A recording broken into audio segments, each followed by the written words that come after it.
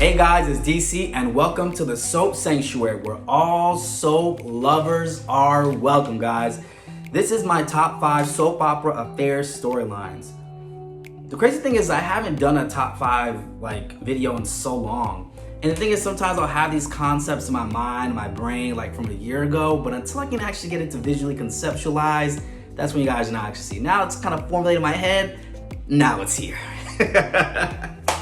Anyways guys, let's waste no time, let's get right into this video. Once again, if you guys are liking and resonating with the content on this channel, please like, share, comment, and subscribe, guys.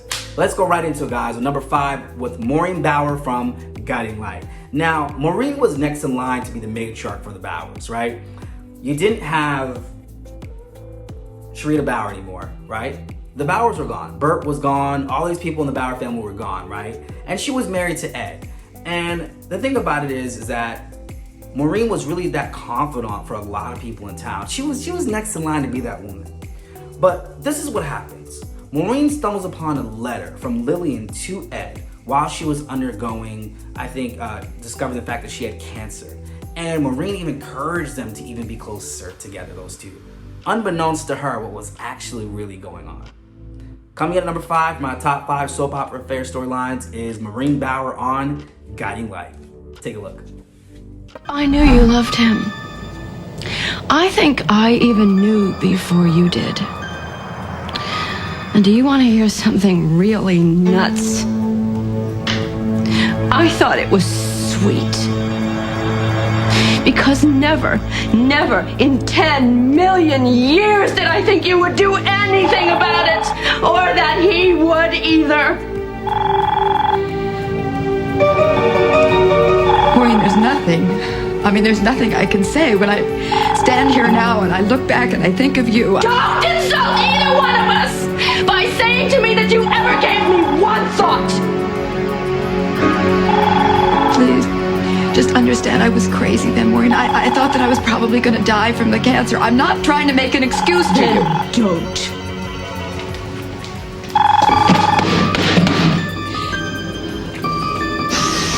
Okay. But there's one thing you have to know. You have to know that it's over. No, you have to know that it never really ever began. What? Never really began? You slept with my husband! You were my friend! The both of you! Lying! Carrying on, using the friendship as an excuse. God, it is so ordinary! You have reduced us to a ridiculous suburban joke, and I will never forgive you for this. Once. Maureen, it was one time, that's all. Believe me, it was me. I was the one who pushed him. Get out of my house! Get out! Get out! Get out! Get out! Get out!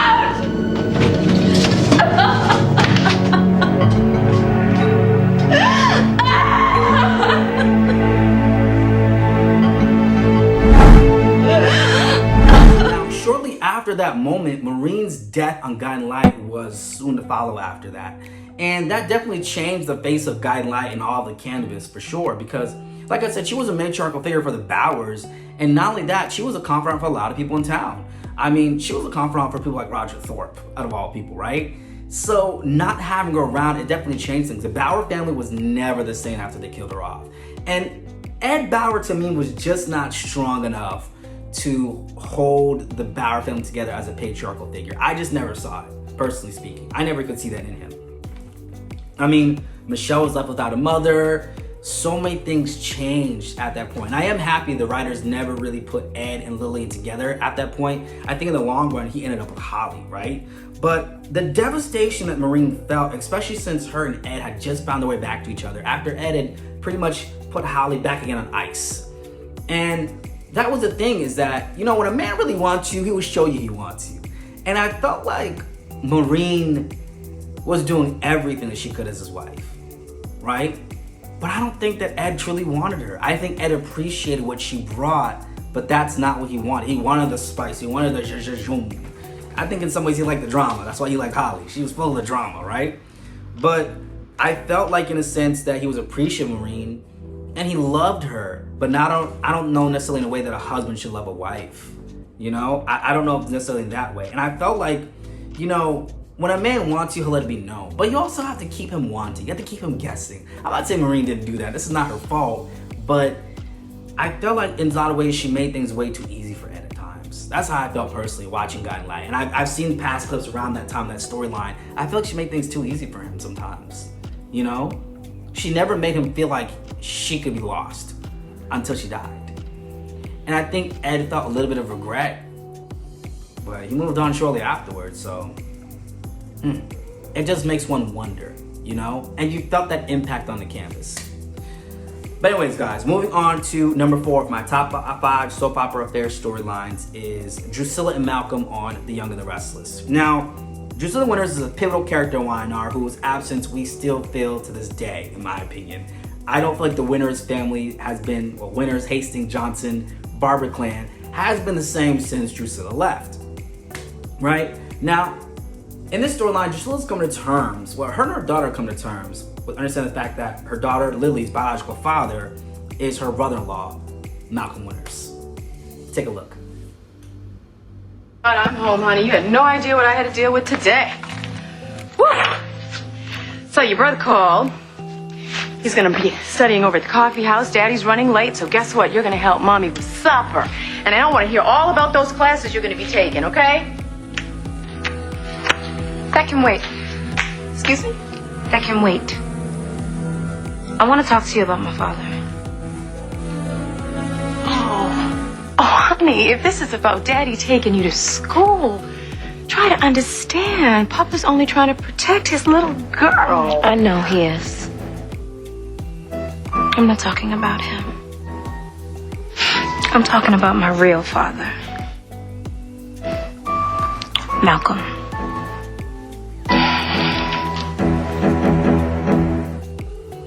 I heard you and Phyllis argue.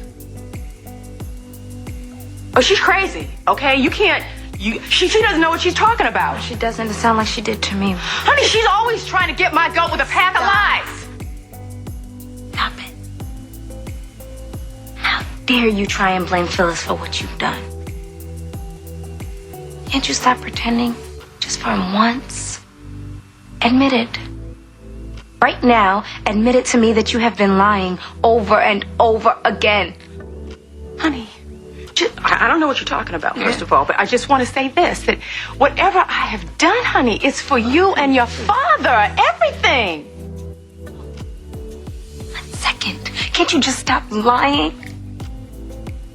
The only person you've ever done anything for is yourself. Right? That this day would never come, Lily. I bet you did. If you would just try to understand my side of things, honey. If you would just listen to me about it, please. Please, sweetheart. You ruined my life. No, sweetheart, everything I have done has been for your father, and for you, I only have the best intentions.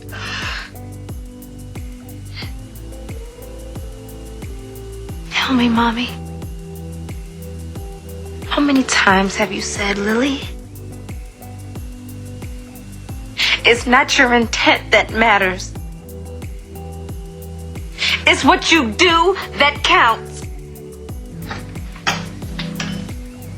And look what you've done to me and my daddy.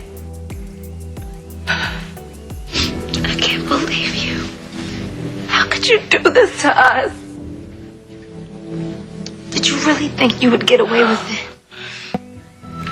Honey, please try to understand me. Please, don't, please. I love you so much. Hey, you know, I'm all the way out in the hallway and I can hear you two arguing. Someone want to tell me what's going on here?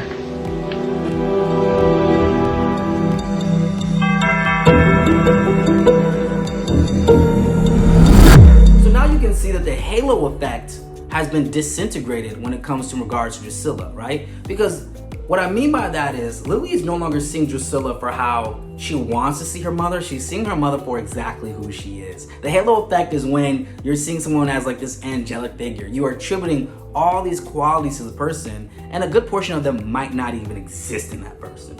but you're seeing what you want to say person for whatever reason. Maybe it's your parent, they're your authority figure, your safe haven, maybe someone you're attracted to, right? A lot of times when we're attracted to someone, we will naturally attribute certain qualities to them that are generally conventionally likable qualities, right? That we might think are there, but not actually be there. But now in the case of her mother, your parents are the person who raised you, give you a safe haven. You want to trust and believe in them. But at that point, she finally had to see her mother for who she actually was. And when Neil returned, like, hey, I can hear you guys down the hall. You want to tell me what's going on here? Lily gives Drucilla that look like, should I blow up your whole world? Should I blow it up? But I also know if I blow it up, mine might explode in the process too. What should I do? And Drucilla having a look on her face like, oh Lord, don't do it, Lily, don't do it. Because if you look at it, all three of them are gonna have to go through their own process. Drucilla's gonna have to have her own process, right? Of accepting the fact that she tried to build this family, this foundation of her family on a lie. And you cannot build something on a lie. A foundation has to be built on truth. Because the problem is that when it's built on a lie, it's going to crack and crumble at some point. I can't even say from that point in time, which they eventually moved past as a family, I can't even say they rebuilt a new foundation. They actually built a foundation after that. One built on truth. Because I can only say they rebuilt it is that the foundation they had that was built on truth had crumbled or had some cracks in it, right? So it's kind of like in Florida here, how in Florida we have, during hurricane season, you want your house to have a good foundation, right? A lot of hurricanes, people started building houses a lot differently because they realized houses needed a sturdier foundation. If the houses had a foundation that wasn't as sturdy or superficial, when a hurricane comes, the house would just collapse. No questions asked. But with a stronger foundation, it doesn't mean there won't be some little hits in here and a little damage here and there, but the house will still stand, right? And that's the biggest thing on how you want to look at when it comes to relationships. Can the union still stand? Right? And that was the biggest thing, right? We see Drucilla struggle to continue living a lie, right? But she soon realized that she needs to build a foundation that's built on the truth. Or it's a foundation that won't last, right? Now, moving on to number 3, my top 5 soap opera fair storylines is Brooke and Deacon on The Bold and the Beautiful. They were also the thumbnail too, right? Now, this is an affair in which we still feel the ripple effects to it to this day, when Brooke Logan slept with her daughter Bridget's husband, Deacon Sharp, while also still married to Whip Jones. Take a look.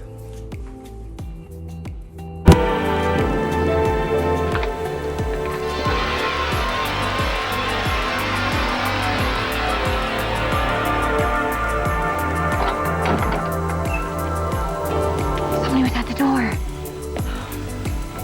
Brooke, it was probably just Megan. Oh, was I wrong about Whip and Brooke? Talking about love and bloom. Oh, hi, Mrs. Forrester. See you at the party later tonight.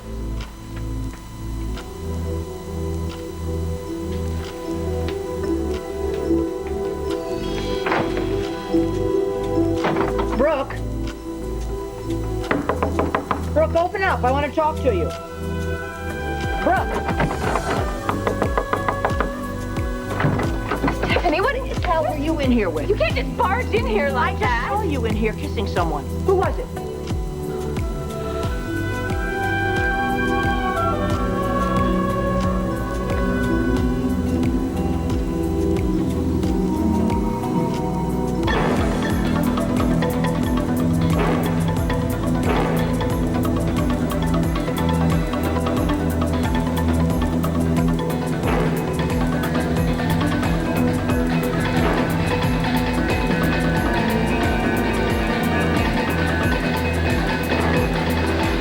Now, what makes these storylines on the countdown was not so much of how great the scenes were, but how impactful the story was, right? How do we still feel the impact of the story years down the line on the canvas? And this was one of those storylines we still feel it to this day. Because not only did Brooke cheat on her husband Whip, but she cheated on him with her daughter's husband and became pregnant by him. That's what we call that's a triple whammy right there. That's what we call a triple whammy, right? You still feel that to this day, right?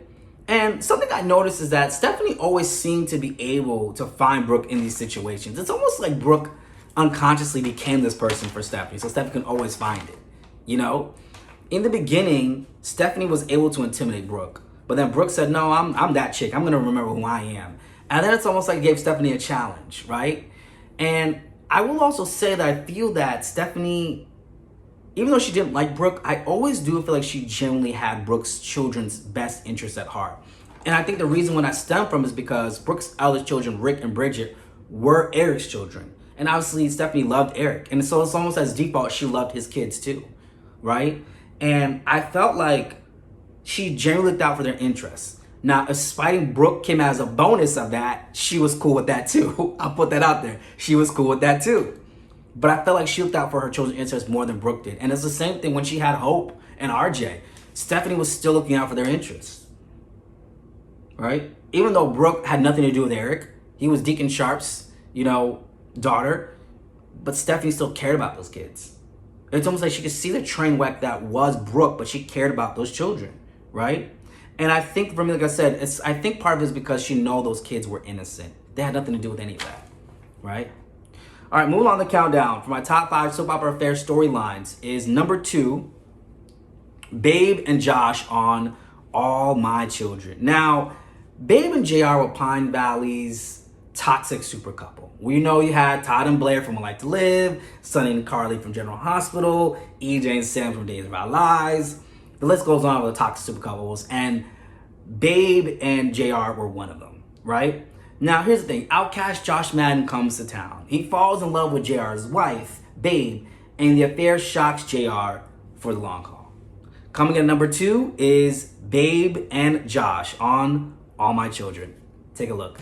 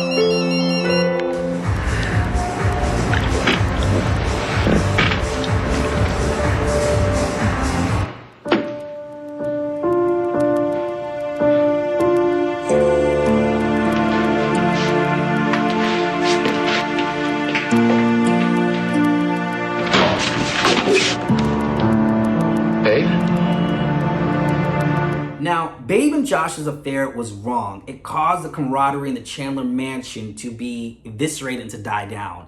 And it also caused a wedge between Crystal, Babe's mom, and Adam, JR's father, who were married at the time. And naturally, so that kind of makes sense. She's standing up for her daughter, he's standing up for his son, right? JR, who was wronged. But the thing about it is, and this also landed JR in the hospital too, but the thing about it is that I felt Babe and Josh's chemistry and their connection was actually based on actually understanding each other. Where I felt like with JR, it was how he could control Babe. If Babe was okay with the control, they were good. The moment she wasn't okay with it, they were not in a good place. But I felt like Josh and Babe, their chemistry and the connection was built on true authenticity with one another, right? Josh finding out that he was the aborted fetus of Eric Kane and learning that Josh Madden was his biological father, it came with a lot of elements for him. Then finding out his father was buried alive. And these were sensitive moments that he shared with Babe. There was actually a moment in All My Children where he asked Babe to put him in a coffin because he wanted to know how did his father feel when being buried alive. Here's the bonus clip. Take a look. I'm ready.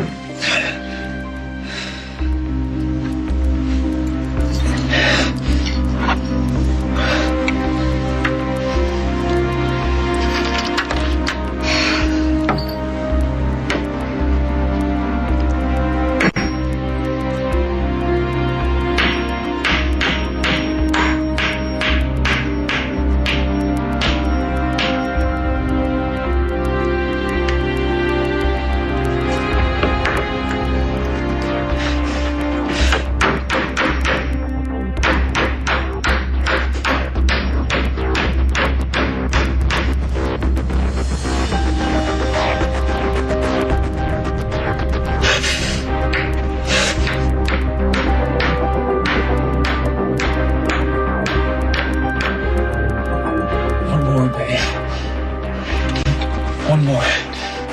Come on.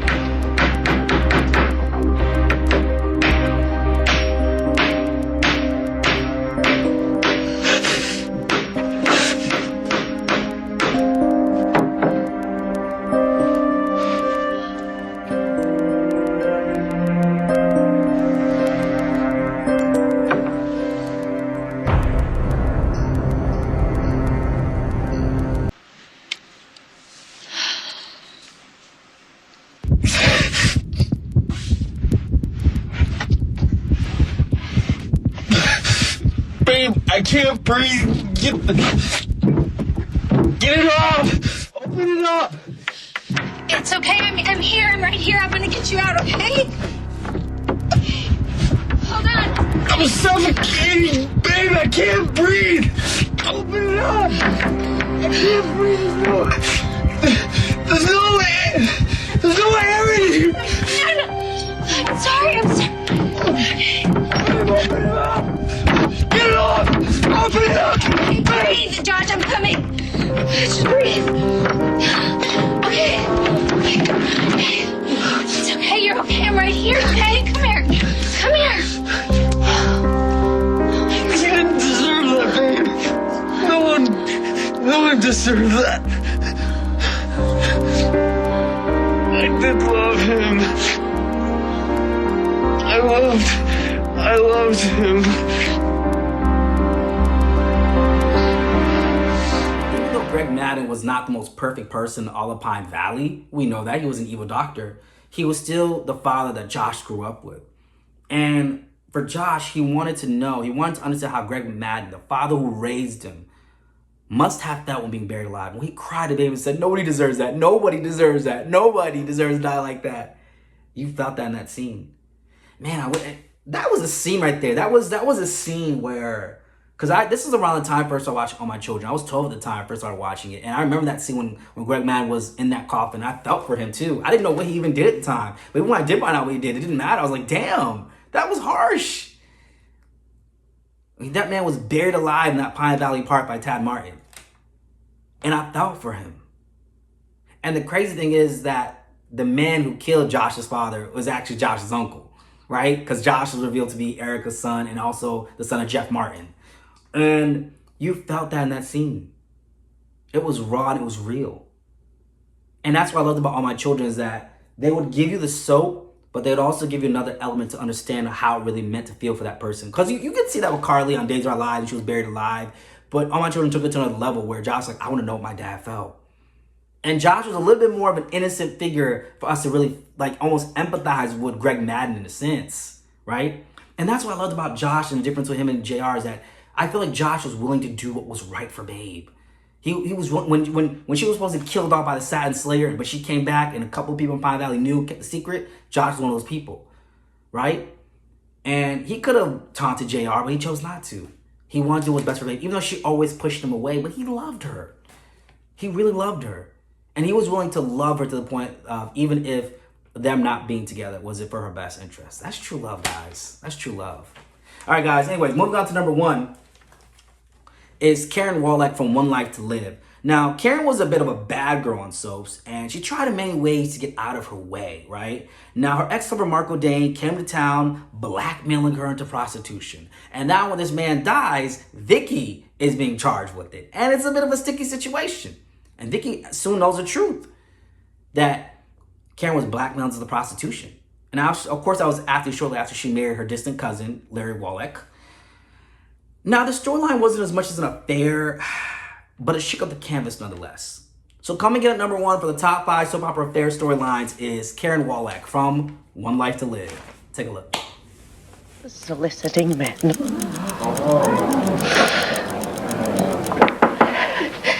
You see, when I came to Landview, I was very lonely and very frightened. And I didn't know what I was doing, and I had made up my mind to stop. But Marco had found out what I was doing. And he threatened to go to my husband and tell him about my past with him in Denver. And he He wouldn't let me stop. I begged him. I asked him to please let me stop it. You had become a valuable source of income to him, hadn't you?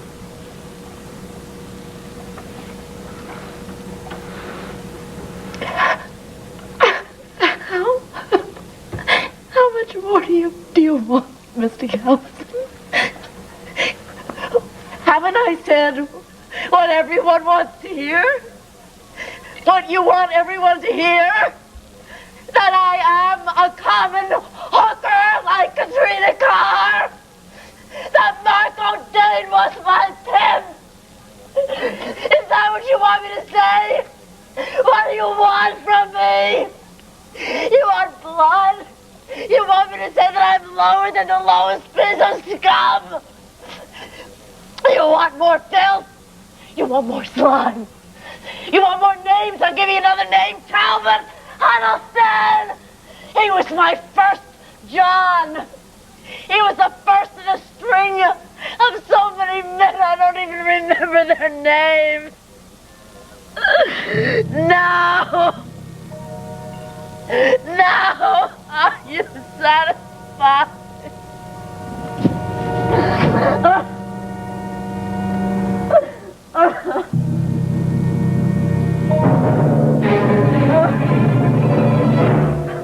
With Vicky's conviction, right, Karen knew there was only so much longer in the Marco Dane trial that she could keep the secret, that she didn't know this man, that she wasn't prostituting for him.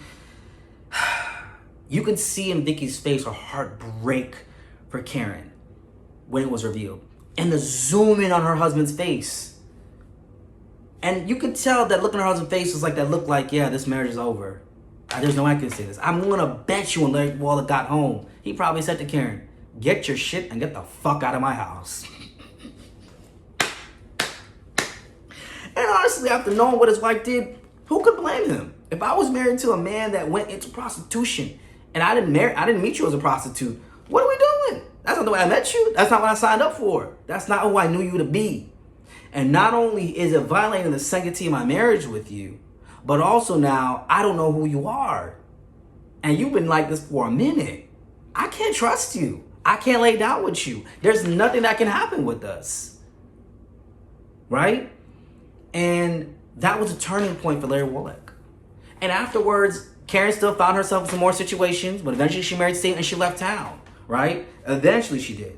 And I understand why Larry had to keep it moving. Our self-esteem is not platinum. You don't play with it. You don't play with it. Right? Can you imagine if you stayed married to Karen Wolek, always wondering, is that one of your Johns that you slept with? Is that person that... You don't want to put yourself in that kind of situation, Papa. Okay? She was a prostitute, or we would call today as a sex worker. Right? And he realized he had to protect himself at that point. And it's crazy because Karen was doing so much thinking that was going to keep the marriage afloat, and it didn't. It didn't do that. It did the complete opposite of what she wanted it to do. And that was the sad part. And that's why I always hate on soaps and do so much to keep the marriage together, like Sloan on Days of Our Lives right now. They're doing so much to keep the marriage together. But by doing all of that, you're actually still leading to its demise. And maybe if you were honest from the start, you could have had a chance. The person could respect you more. It might not even be their ideal. Maybe you would have found that out, that her dark past, Marco Dane. He might not have been happy about it, but he said, you know what, we're married. Let's see if we can work on it. Because this didn't happen while you were with me. This is in the past. You should have kept it from me, but maybe we can work on something. Maybe they could have had a chance. I guess now we may never know. Anyways, guys, this is my top 5 soap opera affair storylines. If you guys, once again, if you are liking and resonating with the content that I'm posting on this channel, please like, share, comment, and subscribe. And I'll see you guys in the next one. I'm out.